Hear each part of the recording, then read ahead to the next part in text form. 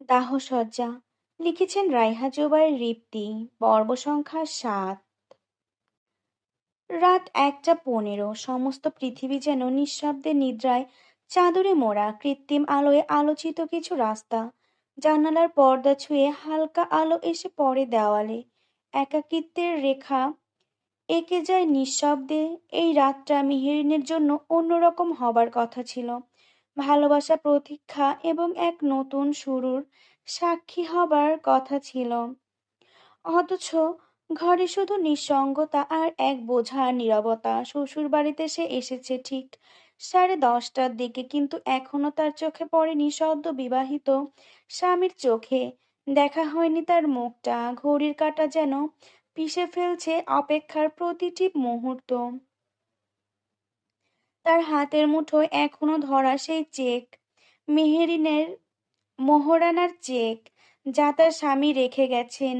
কি বিচিত্র কপাল তার! কত স্বপ্ন বুকে নিয়ে এসেছিল সে, ভেবে রেখেছিল প্রথম দেখাতেই হয়তো সে তার স্বামীর চোখে খুঁজে পাবে নির্ভরতার আলো, কিন্তু তা তো হলো না।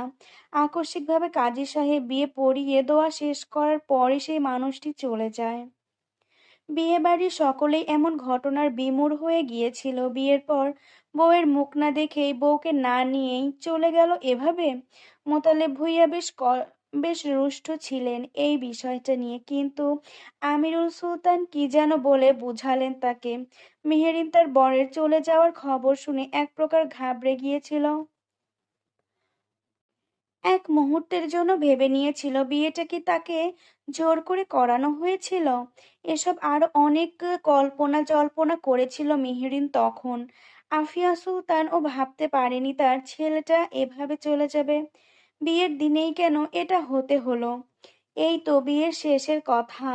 বিয়ে পড়ানো শেষ হতেই দোয়া করা হলো। কাজী সাহেব বললেন ছেলেকে মেয়ের কাছে নিয়ে যেতে। সোলেমানও দাঁড়িয়েছিল সদ্য বিয়ে করা বউয়ের সাথে সাক্ষাৎ করার জন্য, কিন্তু একটা ফোন কল আর তা হতে দিল না। ইয়াসিনের ফোন এসেছে, ক্লাব ঘরে আগুন লেগেছে আর তার দলের ছেলে পেলে বেশ আহত। কথাটা শুনেই সোলেমান মাথায় 400 অ্যাঙ্গেলে ঘুরে যায়। পায়ের রক্ত মাথায় উঠল। বাবার দিকে তাকিয়ে জাস্ট বলল, I have to go to Dhaka right now. ছেলের কথা শুনে হতবিহ্বল হলো আমিরুল সুলতান। ঢাকা যেতে হবে মানে? ক্লাব ঘরে আগুন লেগেছে, ছেলে পেলে আহত, আমাকে যেতেই হবে। কিন্তু মেহেরিন, সামলে নাও তোমরা। কথাটা শেষ করে সোলেমান দরজা অবধি গিয়ে কি ভেবে যেন থেমে গেল। তারপর পিছু ফিরে এগিয়ে এসে পকেট থেকে চেকের পাতাটা বের করলো, যেটা আসার আগে এনেছিল। পাতায় টাকার অ্যামাউন্ট লিখে সই করে আমিরুল সুলতানের হাতে ধরিয়ে দিয়ে বলল, মোহরানার টাকা এটা, মেহেরিনকে দিয়ে দিও। শীঘ্রই ফিরে আসার চেষ্টা করব। সোলেমান ইব্রাহিমকে ইশারায় বেরোতে বলে চলে আসলো। মোতালেব ভূঁইয়া মেয়ের জামাই চলে গেছে শুনে খুব রেগে গেলেন। এগিয়ে এসে জিজ্ঞাসা করলেন, আমিরুল সুলতান? আমিরুল সুলতান দুঃখ প্রকাশ করে সবটা খুলে বুঝিয়ে বললেন। সব শুনে কিছুটা শান্ত হলো মোতালেব ভূঁইয়া। জেনে শুনেই তো মেয়েকে বিয়ে দিল, এমন ছেলের সাথে যখন তখন বেরিয়ে যেতে হতে পারে। মোতালেব ভূঁইয়া মেয়ের কাছে এসে বুঝিয়ে বললেন, খুব জরুরি বিধায় সোলেমানকে চলে যেতে হয়েছে। মেহেরি নীরবে শুনল। এটা কেন আজকেই হতে হলো তার সাথে? জামাই ছাড়া মেয়েকে শ্বশুর বাড়িতে পাঠাতে চাইছিলেন না মোতালেব ভূঁইয়া। আফিয়া বেগম জানালেন কাল বা পরশু নিয়ে আসবে মেহেরিনকে তিনি। তারপর সোলেমান ফিরলে তখন না হয় দুজন একসাথে আসবে। মোতালেব ভূঁইয়ার প্রস্তাবটা পছন্দ হলো না, কিন্তু সানজিদা বেগমের জন্য মানা করতে পারলেন না। অগত্যা মেহেরিনকে স্বামী বাড়ি পাঠানোর তোড়জোড় শুরু হলো। মেহেরিন আসার সময় খুব কেঁদেছে। মোতালেব ভূঁইয়া কাঁদতে বারণ করলেন, বললেন সে গিয়ে নিয়ে আসবে শীঘ্রই। সানজিদা বেগম, উর্মি, সেরিন সবার চোখে জল। মেহেরিন এই সময়টাতে পেল না তার প্রিয় মানুষটার শক্ত হাত, যার হাতে তার বাবা মেহেরিনের হাতটা দিয়ে বলতো, আমার মেয়েটাকে সুখে রেখো, আমার নয়নের মণি, সে কখনো কষ্ট পেতে দিও না। তার কষ্ট আমি বাবা হয়ে সহ্য করতে পারবো না। কখনো বিরক্ত হলে আমার মেয়েকে আমার বাড়ি পাঠিয়ে দিও, মানা নেই। শুধু কষ্ট দিও না। অনেক কথাই বলার ছিল মোতালেব ভূঁইয়ার, কিন্তু বলতে পারল না। আমিরুল সুলতানের হাত ধরে বললেন, আমার মেয়েটাকে দেখে রাখবেন, কোনোদিন কোনো ভুল করলে আমায় জানাবেন। কখনো জোরে ধমক দিয়ে কথা বলিনি আমার মেয়ের সাথে। সেখানে কেউ উচ্চ আওয়াজে তার সাথে কথা বললে আমার বুক ফেটে যাবে। কখনো আমার মেয়েটাকে আপনাদের বাড়িতে রাখতে না চাইলে আমায় বলবেন, আমি নিয়ে চলে আসবো আমার মেয়েকে। আমিরুল সুলতান আশ্বাস দিয়ে বলল, রুমাইসার মতনই মেহেরিন আমার দ্বিতীয় মেয়ে, কোনো অযত্ন হবে না তার। মেহেরিন তখনও কাঁদছিল বাবার কথা ভেবে, নিজের পাশে তার জীবনের দ্বিতীয় পুরুষটি নেই ভেবে। সারা রাস্তা কাঁদতে কাঁদতে এসেছে মেহেরিন। আফিয়া সুলতান অবশ্য মেহেরিনকে সামলিয়েছিলেন গাড়িতে। গাড়িটা এসে থামলো দোতলা বিশিষ্ট এক আলিশান বাড়ির সামনে। আফিয়া সুলতান গাড়ি থেকে বের হয়ে মেহেরিনকে বের হতে বলল। মেহেরিন বের হলো গাড়ি থেকে। তার শ্বশুর বাড়িতে পদার্পণ হলো তার স্বামী ব্যতীত একা। মেহেরিনকে সোজা নিয়ে আসা হয়েছিল সোলেমানের রুমে। মেহেরিন আশা করেছিল রুমে অন্তত একটি হলেও তার স্বামীর ছবি দেওয়ালে থাকবে, কিন্তু তার স্বামীর ছবি তো দূরে থাক, একটা ঘড়ি অবধি নেই। মেহরিন তপ্ত শ্বাস ফেলে বেলকনি থেকে পুরো রুমে চোখ বুলালো। খুবই সুন্দর করে পরিপাটি করে গোছানো, কোনো ফুলে সাজানো হয়নি রুমটা। ড্রেসিং টেবিলের দিকে নজর যেতেই দেখলো বিভিন্ন ব্র্যান্ডের পারফিউম সাজানো। ড্রেসিং টেবিলের ওপর সাজানো পারফিউমগুলো মেহেরিনের দৃষ্টি টানলো। মেহেরিন চেকটা বালিশের নিচে রেখে এগিয়ে গেল। বিভিন্ন ব্র্যান্ডের পারফিউম। মেহরিন বোতলগুলোর মধ্যে থেকে একটা বোতল হাতে নিয়ে বোতলের গায়ে থাকা নামটা পড়লো। নামটা হলো সুমুখ। পৃথিবীর সবচেয়ে এক্সপেন্সিভ পারফিউমের ভেতরে থাকা একটি পারফিউম। মেহেরিন একটু হাতে স্প্রে করে গ্রানটা শুকলো, মাতাল করে দেওয়ার মতো একটা সুগন্ধ। বোতলটা জায়গা মতো রেখে আয়নায় নিজের প্রতিবিম্ব দেখলো। এই চেহারাটা আজ তার চেনা নয়, কিন্তু একেবারে অচেনাও নয়। নীল নীল রাঙা শাড়িতে, হাতে থাকা চুড়িতে একদম বিবাহিত নারী মনে হচ্ছে। চোখে এক ধরনের মায়া জমেছে, ঠোঁটে লুকানো একরাশ ক্লান্তি আর অনিশ্চয়তা। তার বুকের গভীরে জমে থাকা দীর্ঘশ্বাসটা হঠাৎ মুখ ফুঁড়ে বেরিয়ে এলো। এই সাজগোজ, এই ঘর, এই বিছানা সবকিছু পেয়েছে সে, কিন্তু যাকে পাওয়ার কথা ছিল সেই মানুষটার মুখটা এখনো দেখা হলো না তার। আচ্ছা, সেও কি তাকে দেখেনি, তার লাল শাড়িতে সাজা ঘোমটার আড়ালে থাকা মুখটা? বিয়ের একদিন না পেরোতে কত চেঞ্জ নিজের বাহ্যিক রূপের। মেহেরিন কেমন যেন এই সময়টাকে আবার হাসিও পেল। তার পুরো বিয়ের জার্নিটাই কেমন একটা অদ্ভুত, তাই না? মেহেরিন লম্বা একটা শ্বাস টেনে জানালা দিয়ে বাহিরে তাকালো, তারপর বিড়বিড় করে উঠল, আপনাকে দেখার তৃষ্ণা কবে মিটাবেন আপনি? আমি আপনাকে দেখতে চাই, আপনাকে হাত দিয়ে ছুঁয়ে অনুভব করে বুঝতে চাই একটা হালালি স্পর্শ কেমন হয়। আপনার শরীরের ঘ্রাণ শুঁকতে চাই, আপনার চোখে চোখ রেখে বুঝতে চাই স্বামী নামক মানুষটা কেমন হয়। পরিশেষে আপনার সাথে সারা জীবন কাটাতে চাই। আপনার সদ্য বিয়ে করা বউটার আরজি যেন আপনার হৃদয় অবধি পৌঁছায়। মেহেরিনের নিজের এই অবস্থা দেখে এখন একটা গানই গাইতে ইচ্ছা করছে গলা ছেড়ে। তোমারে দেখিবার মনে চায়, দেখা দাও আমায়। তোমারে দেখিবার মনে চায়, দেখা দিয়া শান্ত করো, নইলে আমার প্রাণ যায়। ঢাকার ক্লাবঘরটার সামনে দাঁড়িয়ে আছে সোলেমান। ফায়ার সার্ভিস এসে আগুন নিভাচ্ছে। এখন ধোঁয়া উঠছে ক্লাবঘর থেকে। ভালো মতোই লেগেছিল আগুনটা। ভেতরে সব নথিপত্র আসবাবপত্র পুড়ে গেছে। ইয়াসিন মাথায় চোট নিয়ে দাঁড়িয়ে আছে, হাতেও বেশ ব্যথা। সোলেমান ক্লাব ঘরটার দিকে তাকিয়ে বলল, আগুনটা লাগলো কি করে? ইয়াসিন এক ঝোঁক গিলে বলল, মহসিন আলীর লোকজন বোধহয় লাগিয়েছে। সলিমান রেগে বলল, তোরা থাকতে এটা হলো কি করে? কোন বাল ফালাতে গিয়েছিলি? ভাই, আমি হসপিটালে গিয়েছিলাম। হসপিটালে কি, তোর বাচ্চা ডেলিভারি করতে গেছিলি তুই? না ভাই, আসলে ইমন ভাই অসুস্থ ছিল, মাত্রাতিরিক্ত জ্বরের কারণে জ্ঞান হারিয়ে ফেলেছিল। এই ইমনটা কে, তোর দুলাভাই লাগে? ও অসুস্থ তাতে তোর কি? পাশ থেকে ইব্রাহিম চমকালো ইমনের কথা শুনে। ইমন হসপিটালে? সোলেমান বিরক্ত হয়ে বলল, তুই চমকাচ্ছিস কেন? কে এই ছেলে? আমার ড্রাইভার ছেলেটা, ওর নাম ইমন। ওহ, বেঁচে আছে? ইয়াসিন মাথা নত করে বলল, হসপিটালে ভর্তি আছে। তুই না হয় গিয়েছিলি হাসপাতালে, আরগুলো কি নাকে তেল দিয়ে ঘুমাচ্ছিল? ভাই ওরা যদি বুঝতো যে আগুন লাগবে ক্লাব ঘরে তাহলে আর কি বের হতো নাকি ক্লাব ঘর থেকে?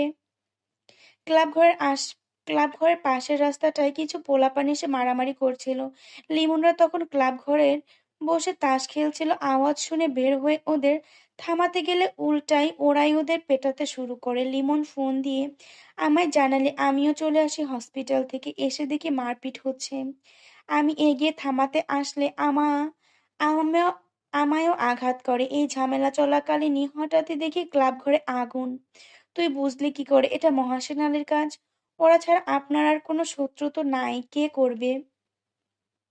তুই জানিস কজনের কথা? হুম, এই কাজ ওরা করেনি। আপনার এটা মনে হলো কেন ভাই? ওদের বুকে এত সাহস নেই যে এই সময় আগুন লাগাবে। ওরা ভিতুর দল। ওদের কাজ হয় চোরের মতো, লুকিয়ে চুরিয়ে। ওরা করেনি, তাহলে কে করেছে ভাই?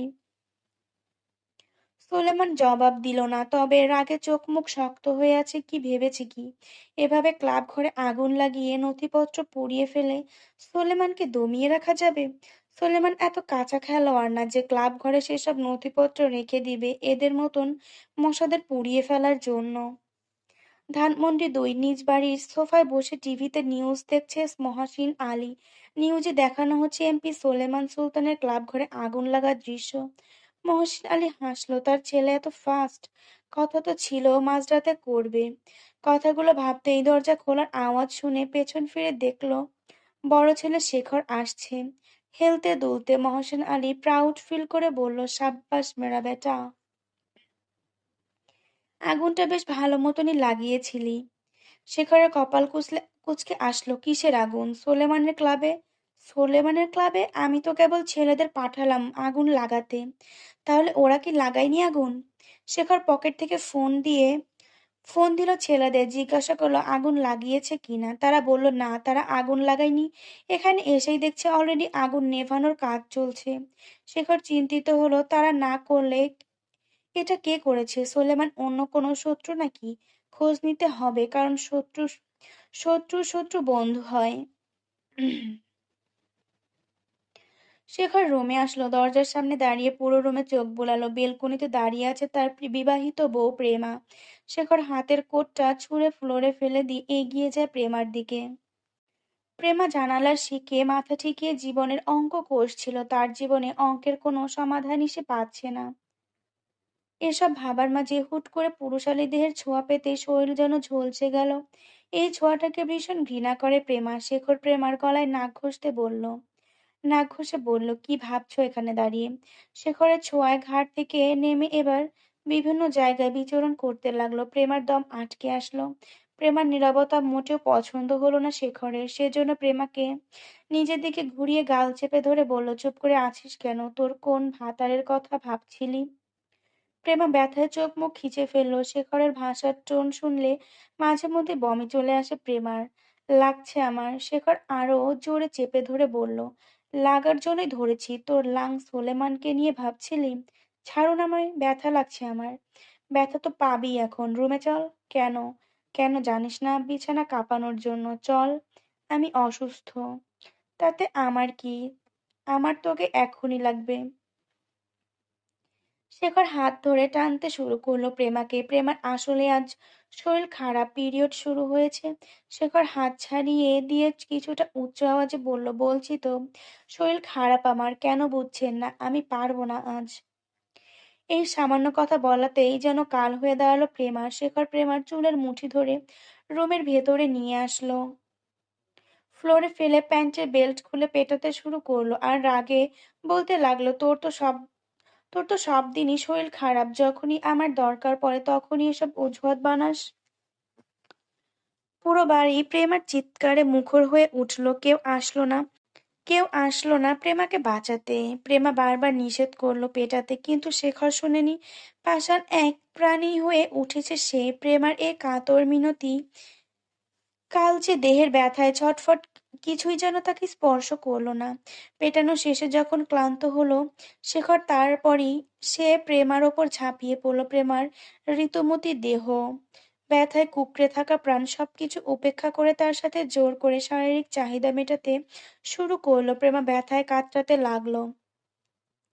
প্রেমার ঠোঁট কেঁপে ওঠে, দেহ থরথর করে কাঁপে, চোখের কোণ দিয়ে পানি গড়িয়ে পড়ে চুপচাপ। শরীর আর জোর পায় না। মনে হলো সে মরে যাচ্ছে। শারীরিক নির্যাতনে কিছুক্ষণ পর প্রেমার যৌনাঙ্গ দিয়ে ধীরে ধীরে রক্তপাত শুরু হয়। ফ্লোরে এক কোণে রক্তে ভরে যায়। প্রেমা মহান সৃষ্টিকর্তার কাছে নিজের মৃত্যু আর্জি জানায়, তার মৃত্যু হোক এই নরক যন্ত্রণা থেকে। দীর্ঘ 2 ঘন্টা শারীরিক নির্যাতনের পর শেখর প্রেমাকে ছেড়ে ওয়াশরুমে গেল। প্রেমা নীরবে তাকিয়ে রইল ফ্লোরের দিকে। ওঠার শক্তিটাও পাচ্ছে না। খুব কষ্টে চেষ্টা করে কোনোরকম উঠে জামাকাপড়গুলো পরে নিল। হাতে মারের দাগগুলো স্পষ্ট হচ্ছে। প্রেমা খোঁড়াতে খোঁড়াতে দেওয়াল ধরে অন্য রুমে চলে গেল। এই ঘরটাতে প্রেমা প্রায় সময়। আলমারি থেকে জামা বের করে ওয়াশরুমে গেল। পানির ট্যাপ ছেড়ে দিতেই পানির ওপর থেকে প্রেমার শরীরে পড়লো। প্রেমার মনে হলো এ যেন পানি না, সূচ পড়ছে তার শরীরে। ওয়াশরুমে থাকা আয়নায় নিজেকে দেখলো প্রেমা। গালে এক পাশটা ফুলে গেছে, যৌনাঙ্গ জ্বলে পুড়ে ছারখার হচ্ছে। প্রেমা নিজের এমন করুণ অবস্থা থেকে ডুকরে কেঁদে উঠল। এই কান্না এবার আর বাহিরে যেতে পারলো না। পানির শব্দ আর কান্নার শব্দ মিলেমিশে একাকার হয়ে গেল। এই জীবন থেকে কবে মিলবে মুক্তি তার? তার যে এ জীবন আর সহে না। আজ খুব মায়ের কথা মনে পড়ল প্রেমার। তার প্রেমা ভালো নেই, সে কি দেখতে পাচ্ছে তা? তার কি বুক ফেটে আসছে মেয়ের এমন অবস্থা দেখে? প্রেমা অনেকটা সময় ধরে কাঁদলো। তারপর ভেজা জামা বদলে শুকনো জামা পরে বাহিরে আসলো। বিছানার ওপর থাকা ফোনটা অন করলো কটা বাজতে কটা বাজে তা দেখার জন্য। কিন্তু তারিখে গিয়ে চোখ আটকে গেল। আজ তো সোলেমানের বিয়ে ছিল। সোলেমান বুঝি তার বিবাহিত বউটাকে নিয়ে এই রাতটা নিজের মতন করে কাটাচ্ছে। প্রেমার বুক ভারী হয়ে আসলো, চোখ জলে টুইটুম্বুর হলো। এগিয়ে এসে বেলকনিতে দুহাঁটু গেড়ে বসলো। আকাশের দিকে তাকিয়ে ব্যথাতুর গলায় বলল, প্রথম যেদিন তোমায় দেখি সেদিন বুঝতে পারিনি তুমি মানুষটা একদিন আমার না পাওয়ার আক্ষেপে থেকে যাবে। এই তো আজ থেকে বাস্তবে তুমি অন্য কারো হয়ে গেলে, আর সারা জীবনের জন্য আমার কল্পনাতে থেকে গেলে। জীবনে চলার পথে অনেক কিছু হারালাম, আমি জানি। তার মধ্যে সবচেয়ে পছন্দের মানুষ ছিলে তুমি। আমাদের গল্পটা ছিল খুব অল্প সময়ের জন্য, তারপরেও আমি তোমাকে সারা জীবন মনে রাখবো। তুমি না বরং সুখী হও। একটাই তো জীবন, আমি না এদিক সেদিক করে ঠিক পার করে দিব। প্রেমা থেমে গেল, বুকের হাত চেপে ধরে অসহায়ের মতন করে বলল, তারপরও জানো মাঝে মধ্যে ইচ্ছে করে কাচের চুড়ির মতন করে কিছু নিয়ম কানুন ভেঙে তোমার কাছে চলে আসি। জানি আগের মতন বাহুতে জড়িয়ে ধরবে না, ভালোবাসবে না, তারপরও ইচ্ছে করে। ইচ্ছেরা তো আর আমার কথা শোনে না। আচ্ছা, তোমার বউ কি জানে সে আজ তোমার পাওয়ার সাথে সাথে যে আমার দুনিয়াটাও নিজের নামে করে নিয়ে নিল? তোমায় একজন পেয়ে জিতলো আর একজন বীভৎসভাবে হারালো। আমার কি কপাল দেখো, সংসার করি একজনের সাথে, অথচ আমার মন মস্তিষ্ক ভাবতে থাকে তোমাকে নিয়ে। আসলেই প্রেমার গল্পটা একদমই অন্যরকম, অন্য সবার চরিত্র থেকে আলাদা। এইটুকু পরে আমার সত্যিই অনেক খারাপ লাগছে। শ্বশুরবাড়িতে এই প্রথম মেহেরিনের সকাল। ঘুম থেকে উঠে চোখ মেলতেই আকস্মিক রুমাইসাকে নিজের দিকে তাকিয়ে থাকতে দেখে কিছুটা ভড়কে গেল। পাশে বসে থাকা রুমাইসা তার দিকে এক দৃষ্টিতে তাকিয়ে আছে। মুহূর্তে বুকের ভেতরটা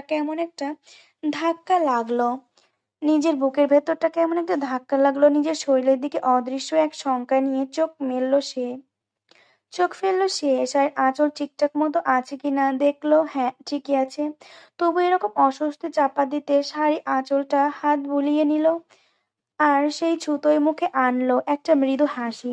কণ্ঠটা নিচু রেখে বলল, খুব দেরি করে উঠেছি বোধহয়, তাই না আপু? আসলে বুঝতে পারিনি এত দেরি হবে। ঘড়ির কাঁটা বলছে তখন মাত্র 8টা 5। রোমাইসার চোখে একরকম নরম প্রশ্রয় নিয়ে বলল, একটু দেরি হয়নি মেহেরিন। মেহেরিন প্রতি উত্তরে কিছু বলল না। কিছুক্ষণ নীরব থেকে রুমাইসা আবার বলল, আমি আশায় তোমার ঘুমটা ভেঙে গিয়েছে তাই না? মেহেরিন সঙ্গে সঙ্গেই মাথা নেড়ে জানালো, না না আপু। রোমাইসা ঠোঁটের কোণে একরকম বুঝে ফেলার হাসি এনে বলল, জানি তো। মেহেরিন তাড়াহুড়ো মাথা নিচু করে বলল, ভুল বুঝছেন আপু। এই কথাটুকু বলে বিছানা থেকে নেমে দাঁড়ালো সে। পা দুটো যেন একটু থমকে গেলেও নিজেকে শক্ত করে আবার বলল, আমাকে রান্নাঘরটা একটু দেখিয়ে দেবে আপু? রোমাইসা এবার সত্যি সত্যি খানিকটা চমকে উঠল, ভ্রু কুঁচকে তাকিয়ে বলল, কেন? চা কফি খাবে? মেহেরিন শান্তভাবে বলল, না, আসলে এখন তো আমি এ বাড়ির বউ। রুমাইসা প্রশ্ন ছুড়ে দিল, তো? মেহরিন একটু থেমে গলার যত্ন এনে বলল, না মানে সকালের রান্নাটা তো। রুমাইসা এবার কথার মাঝখানে থামিয়ে দিয়ে কড়া সুরে বলল, একদমই না। তোমার করতে হবে না এসব। আম্মু বলে দিয়েছে তোমার রান্নাঘরে ঢোকা নিষেধ। রান্নার সব কাজ আম্মু আর বুয়া সামলে নেবে, তুমি খাবে, পড়বে আর ঘুরে বেড়াবে। মেহেরিন মৃদু হাসলো। চিনিয়ে তো দাও আগে রান্নাঘরটা। রান্না করি না করি সেটা তো পরের কথা। রুমাইসা খানিকক্ষণ মেহরিনের মুখের দিকে তাকিয়ে থেকে হাত ধরে রান্নাঘরের দিকে নিয়ে গেল তাকে। রান্নাঘরে তখন আফিয়া সুলতানা ব্যস্ত হাতে নাস্তা বানাচ্ছেন। মেহরিনকে দেখে চমৎকার এক গলায় বললেন, এত তাড়াতাড়ি উঠে পড়লে যে মেহরিন? মেহরিন মাথায় কাপড়টা খানিকটা টেনে নিয়ে নম্রভাবে জবাব দিল, আমি রোজ এর চেয়েও সকালে উঠি। আফিয়া সুলতানা বিস্মিত চোখে বললেন, এত সকালে উঠে কি করো? মেহরিন চোখ নামিয়ে কোমল গলায় বলল, ঘর দুয়ার বড় উঠান ঝাড়ু দেই, এঁটো থালা বাসন মাজি, আম্মার হাতে হাতে কাজ করি। আফিয়া সুলতানা হেসে ফেললেন, সব কাজই পারো তাহলে? জি আম্মা প্রায় সব শিখিয়েছে মাশাআল্লাহ। তারপর একটু এগিয়ে এসে মেহেরিন নিচ থেকে বলল, আমি কি আপনাকে সাহায্য করতে পারি? আফিয়া সুলতানা মমতায় ভরা কণ্ঠে বললেন, না না মা, তুমি ওখানটায় বসো, টিভি দেখো, বাড়িটা ঘুরে দেখো। রুমাইসা, মেহেরিনকে বাড়িটা ঘুরিয়ে দেখাও। রুমাইসা মাথা ঝাঁকিয়ে সম্মতি দিল। মেহেরিন একটু হাসলো। রুমাইসা বাড়ির প্রত্যেকটা কোণ মেহেরিনকে দেখালো। এই সুলতান ভিলায় কে কে থাকে সেটা বলল। এই বাড়িতে তার দাদা আনোয়ার সুলতান, বাবা আমিরুল সুলতান আর মা আফিয়া সুলতান থাকেন। আর ঢাকায় তার ভাই সোলেমান সুলতান, চাচা বাশার সুলতান আর কাজিন এজওয়ান সুলতান থাকে, যে গত বছর এসেছেন দেশে। মেহেরিন সবটা শুনলো। করিডোরে জানালা দিয়ে বাইরে তাকাতেই দেখলেন আনোয়ার সুলতান বাগানে বসে খবরের কাগজ পড়ছেন। পাশে বাশার সুলতান বসে ফোন টিপছে। আনোয়ার সুলতান হাঁক ছেড়ে ডেকে চা চাইলেন। মেহেরিন রুমাইসাকে উদ্দেশ্য করে বলল, চাটা আমি দিয়ে আসি, খুব ভালো বানাতে পারি এটা আমি। রুমাইসা দীর্ঘশ্বাস ফেললো। কেবলই সে আর মা মেহেরিনকে বুঝালো রান্নাঘরে তার যাওয়া দরকার নেই, কিন্তু মেয়েটা সব ভুলে গেল। বেশ চলো, আজ তোমার হাতে চা বানানো খাবো। মেহেরিন চোখ মুখে খুশির ঝিলিক দেখা গেল। রান্নাঘরের সামনে এসে রুমাইসা মাকে বলল, মা, দাদাজান চা চাচ্ছে, মেহেরিনকে বানাতে দাও।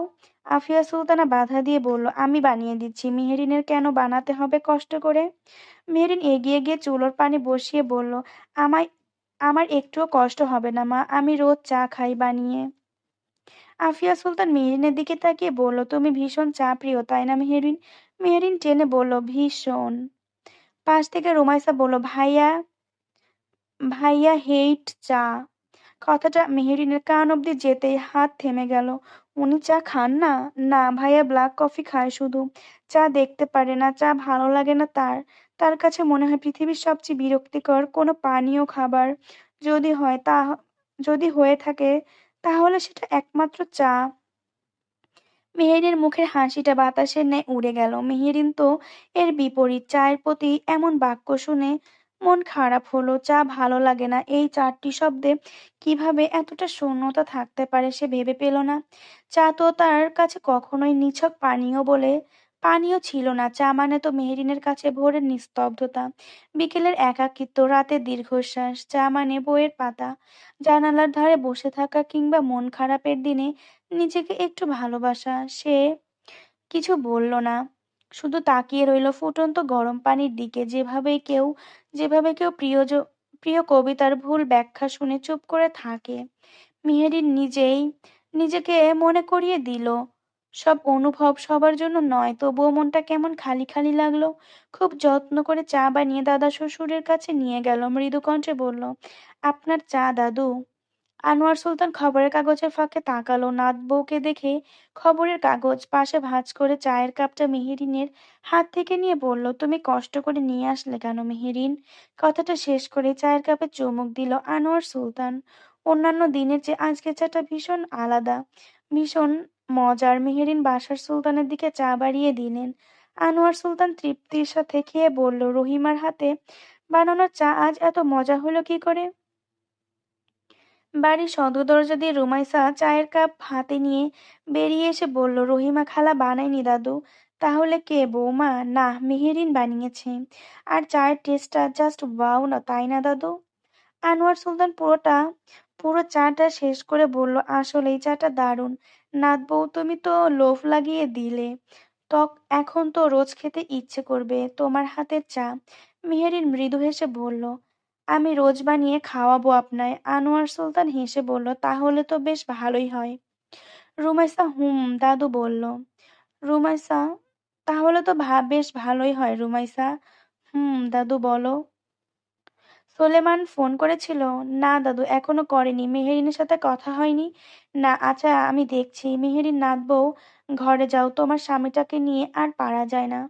মেহেরিন সম্মতি প্রকাশ করে রুমে আসলো। বাসার সুলতান চায়ের কাপটা রেখে বলল, সোলেমান বোধহয় ভীষণ ব্যস্ত, সেজন্য দিতে পারেনি ফোন। বাবা, জীবনটা শুধু রাজনীতি করার জন্য নয়। সোলেমান এখন বিয়ে করেছে, তার উচিত বউয়ের জন্য এখন সময় বের করা, বউয়ের খোঁজ খবর নেওয়া। মেয়েটা নেহাত ভালো, শান্তশিষ্ট নরম বলে চুপ আছে, মেনে নিচ্ছে।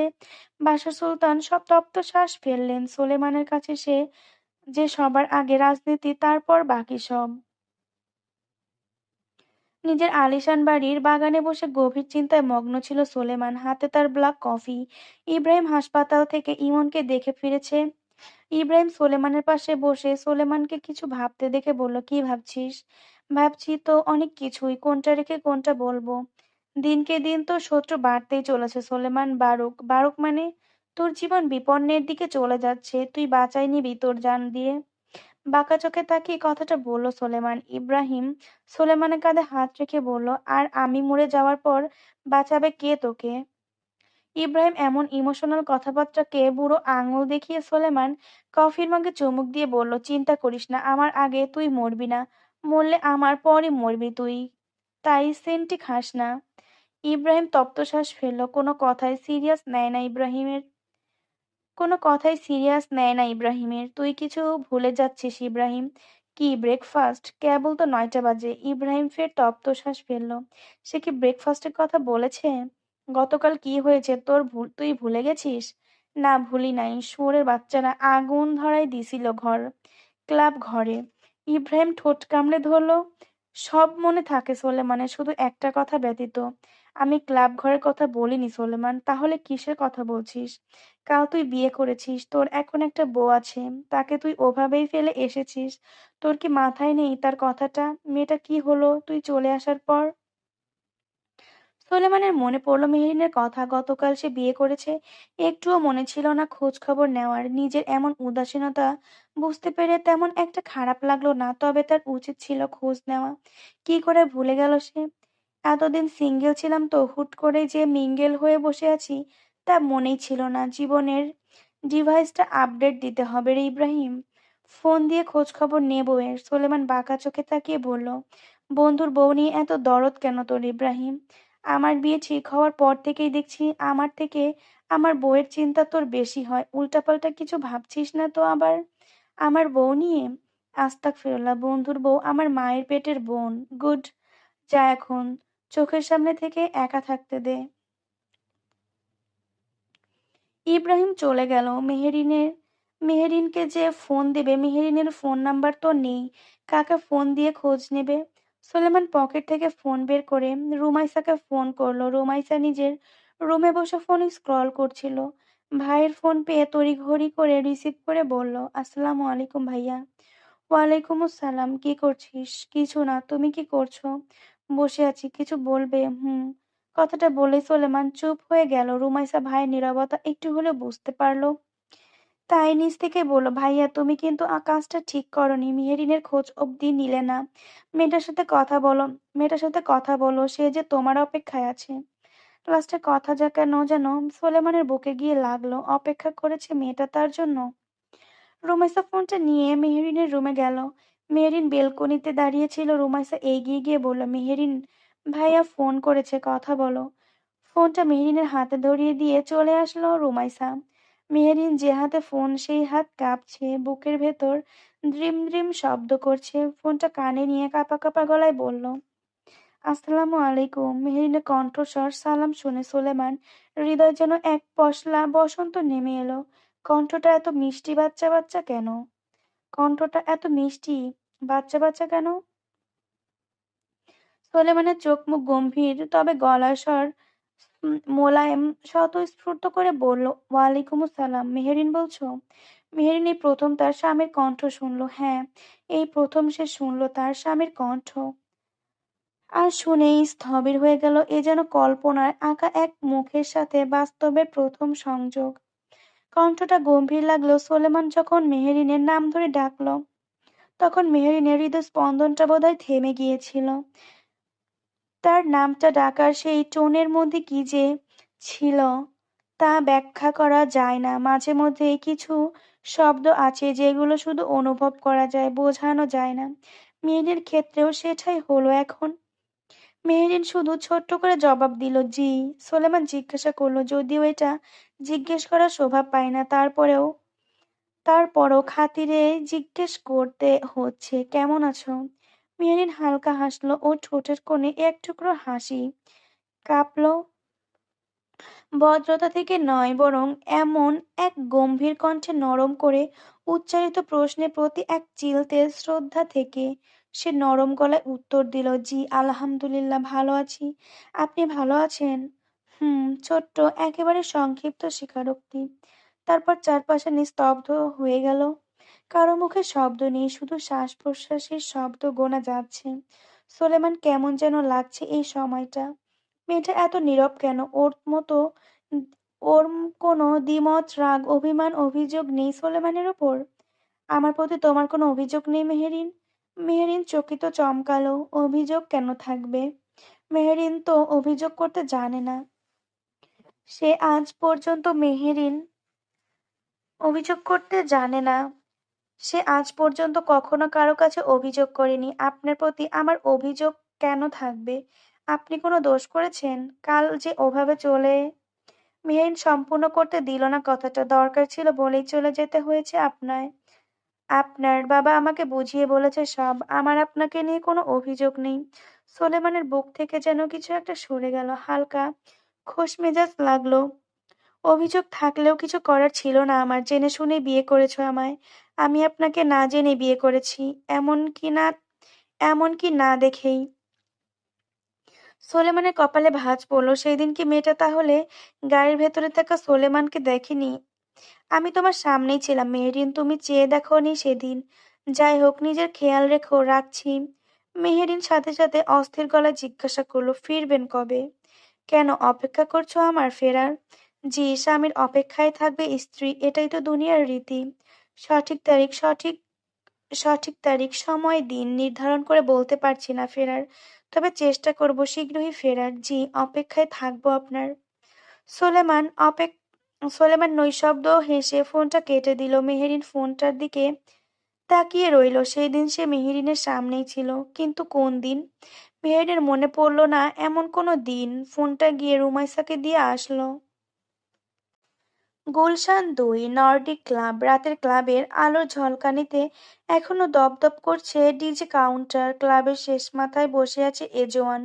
গ্লাসের ভেতর কালো রঙের তরল ব্ল্যাক রাশিয়ান ভদকা আর কফি লিকার মিশিয়ে বানানো এই মদের স্বাদ আজও তার মুখে তিক্ত মনে হয়। অথচ আজ পঞ্চম গ্লাস। চারপাশে হাসি, আলো, মিউজিক, শরীরে লোভ, হাহাকার। ছেলেমেয়েগুলো ভালোবাসার নামে কাওয়াবাসা আদান প্রদান করতে ব্যস্ত। ভালোবাসা তার কাছে সস্তা একটা নাটক। এই জোয়ানের সেসব দেখেও না দেখার ভান করলো। শালার দুনিয়া, এই মদ ছাড়া শান্তি মেলে না। একঘেয়েমি আর বিষণ্ণতা নিয়ে সে আবারও বোতলে চোখ রাখলো। খালি উঠে গিয়ে কাউন্টারে গেল, আরেক বোতল নিল। এবার সিভাস রিগাল 18। বোতলটা নিয়ে পিছু ফিরতেই কারোর সাথে ধাক্কা খেলো এজওয়ান। মুখ থেকে বিশ্রী রকমের একটা গালি বের করে বলল, কোন বালরে, ধাক্কা খাওয়ার জন্য আর কিছু পাসনি? আমাকেই চোখে পড়লো শালা। কথাটা বলে পাশ ফিরে দেখলো মাস্ক পরিহিত একটা নারী। এই তো শালা, এ তো শালা না, শালি। এজন কিছু বলার জন্য উদ্যত হতে গিয়েও থেমে গেল। নারীর চোখের দিকে তাকিয়ে, ব্রাউন চোখের অধিকারী এই মেয়ে, এই চোখ জোড়া কোথাও দেখেছে এজওয়ান?